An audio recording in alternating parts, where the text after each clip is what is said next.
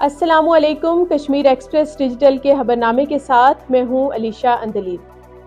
Jeddah میں Pakistani consulate کے نئے چانسلری بلڈنگ پروجیکٹ کا افتتاح کر دیا گیا۔ کشمیر ایکسپریس سعودی عرب کے ریزیڈنٹ ایڈیٹر معروف حسین کی رپورٹ کے مطابق جدہ میں قونصلیٹ جنرل آف پاکستان کی نئی عمارت کا سنگ بنیاد رکھنے کی تقریب منعقد ہوئی۔ تقریب کی میزبانی پاکستان کے قونصل جنرل جدہ خالد مجید نے کی۔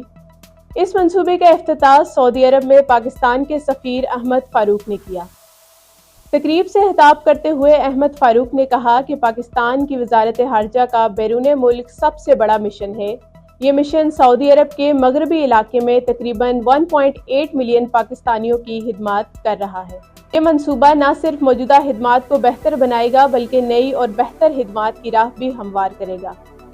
پاکستانی سفیر احمد فاروق نے منصوبے کی نمایاں خصوصیات پر روشنی ڈالی اور منصوبے کی بروقت تکمیل کی یقین دہانی کرائی۔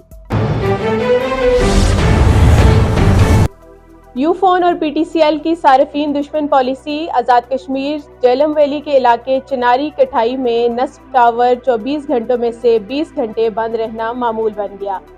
صارفین شدید مشکلات کا شکار، حکام مسائل حل کرنے کے بجائے خاموش تماشائی بن گئے۔ تفصیلات کے مطابق ٹاور میں نصب بیٹریاں گزشتہ 3 ماہ سے خراب ہیں اور کمپنیاں ڈیزل کی بچت کے لیے جنریٹر آن نہیں کرتی، جس کے باعث درجنوں علاقوں میں سروس روزانہ 20 گھنٹے بند رہنا معمول بن چکا ہے۔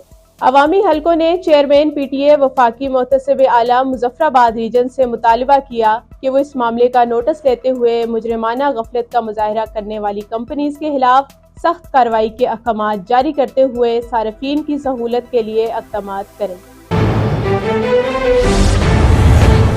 ہاؤسنگ اسکیم لنگرپورے میں اراضیات کی منتقلی کے لیے متاثرین کو مشکلات، 250 متاثرین دربدر کی ٹھوکریں کھانے پر مجبور۔